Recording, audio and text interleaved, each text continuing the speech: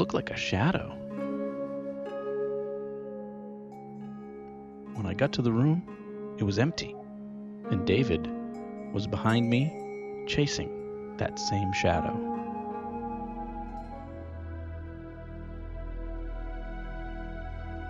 I'm Tom Stewart, and this is My Paranormal Story.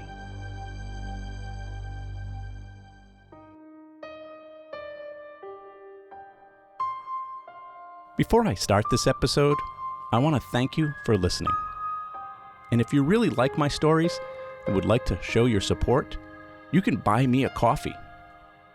Just go to the website, buymeacoffee.com/myparanormal, and you can literally buy me a coffee. And hopefully, the caffeine will help me with making more episodes real soon. Thanks again for your support.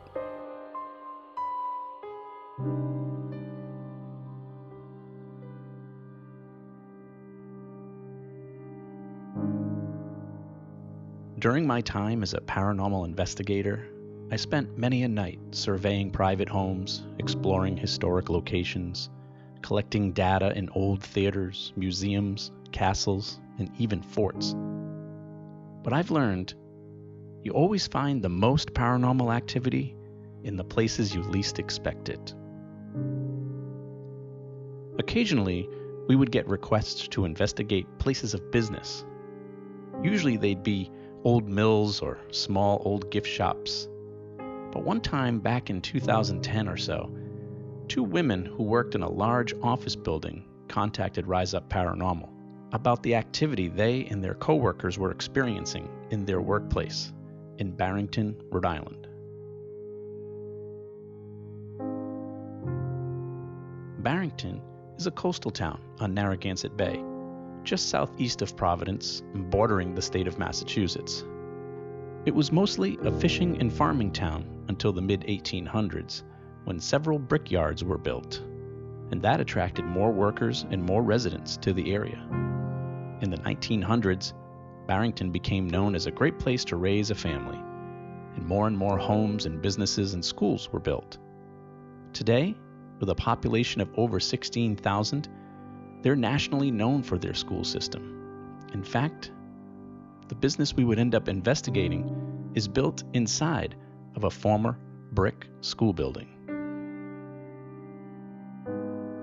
Unfortunately for privacy concerns and Rise Up's policy of confidentiality, I can't say the name of the business or where it's located or even which school it used to be. But let's just say our research turned up some interesting history in the building and on the land.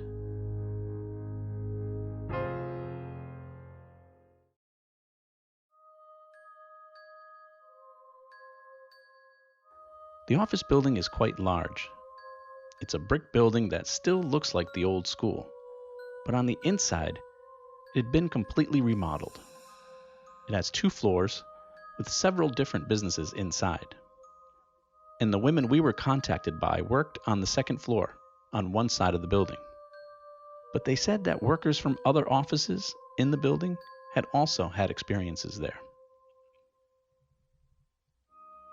Our first investigation there was on a Saturday night.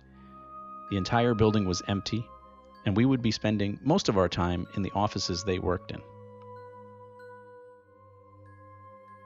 Walking up the stairs in the hallway, up to the 2nd floor, definitely gave you a feeling of being back in school again, trudging up the cement stairs, holding onto the metal railings.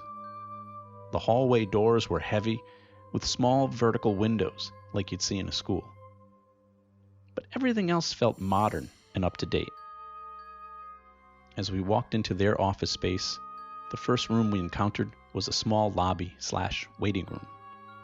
It had a small couch, some chairs, a table with some magazines on it, and the walls that didn't have filing cabinets in front of them were decorated with generic pictures and plants. You know, your typical office waiting area. Now, attached to this room was a hallway that stretched down the middle of the building, with doors on both sides leading to several different offices and a conference/break room. The offices were all about the same size, but they all had their own personalities. Each one had its own configuration of desks and tables and filing cabinets, and they were all decorated to the user's tastes, right down to personal touches like family photos and even the paint on the walls.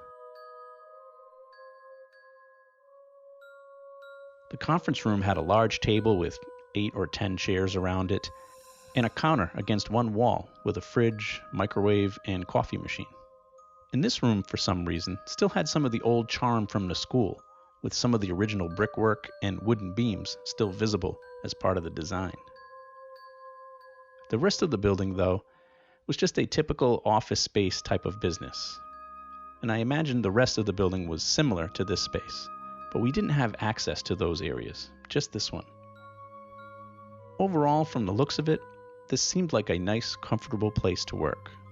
The last place I'd ever expect to experience paranormal activity.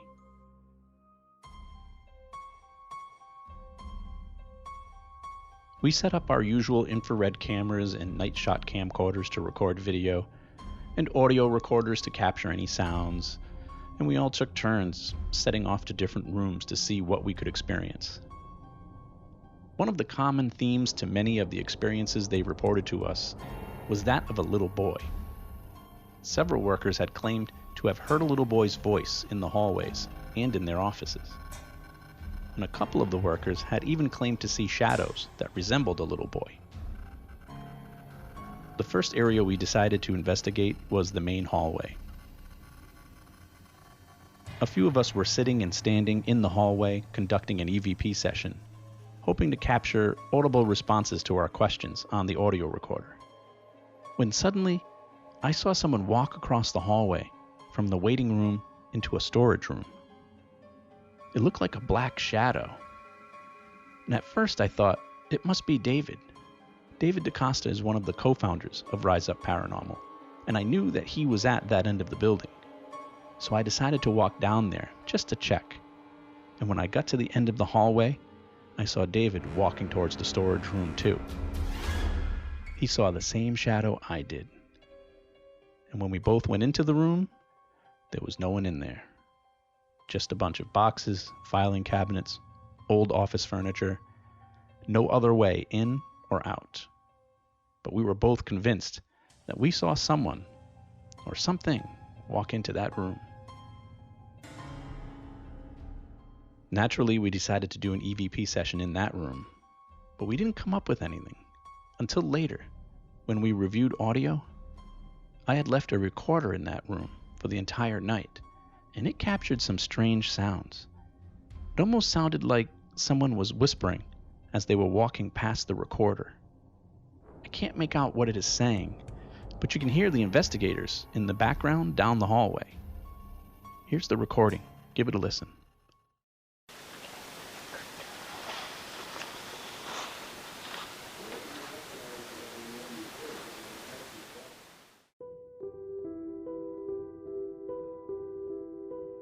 The waiting room didn't have too many claims of activity, but we decided to set up a recorder in there anyway. Outside of the shadow that David and I had seen, there hadn't been much activity in that room. At least we didn't think there was. Now I wish we had conducted an EVP session in there, because we did catch a clip of audio from that waiting room. It's a little distorted from the filtering of the audio, but it definitely sounds to me like the voice of a little boy singing nearby. Give it a listen.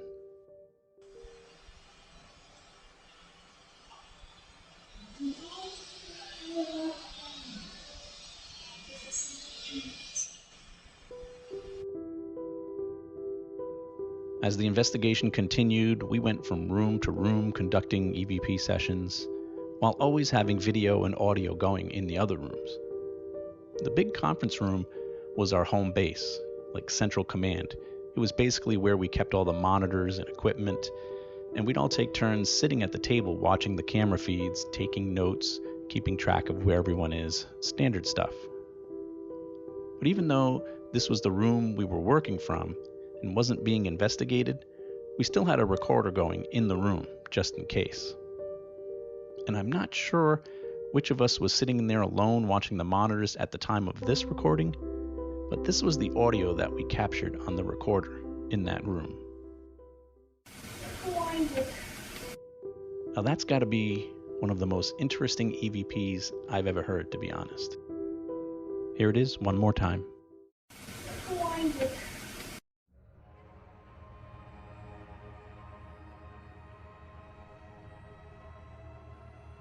From our determination, the hallway of the office suite was the most active. But the activity in the building was certainly not limited to any one area. And there's no way of knowing what was causing the activity, but most of it certainly does seem to be of a little boy trying to communicate, or at least trying to coexist in the building. All night long, all of us, we kept seeing things out of the corner of our eye, or thinking we were hearing voices around us. I can't imagine what it's like to work there.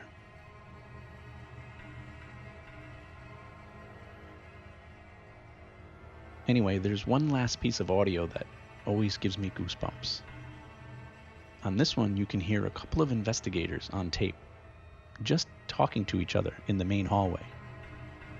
Obviously, they didn't hear this voice as it was happening.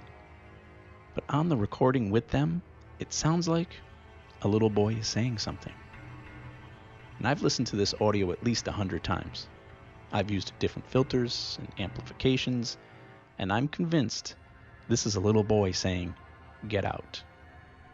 Give it a listen. Are you related, or are you just... That's my dad. That's your father? It's dad, dude. Get out. I'm going into this. Here it is one more time.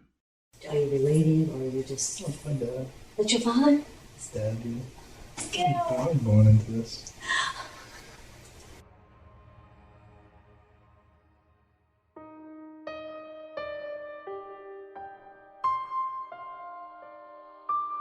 My Paranormal Story is written, produced, and narrated by me, Tom Stewart. Music from this episode courtesy of Kevin MacLeod at Incompetech.com. If you enjoy my stories and would like to support the podcast, you can go to buymeacoffee.com/myparanormal or just click on the donate button on my website at myparanormalstory.com. I also have t-shirts and coffee mugs for sale. Unfortunately, podcasts cost money, and your support helps me keep this podcast running. So thank you for your support. Please don't forget to subscribe so you'll know when I've added new episodes, and feel free to follow me on Facebook and Instagram. Just search for My Paranormal Story. If you have a podcast and you'd like to have me as a guest, or if you would like to ask me a question or tell me your paranormal story, you can email me at myparanormalstorypodcast@gmail.com. Thanks for listening. I'm Tom Stewart, and this is My Paranormal Story.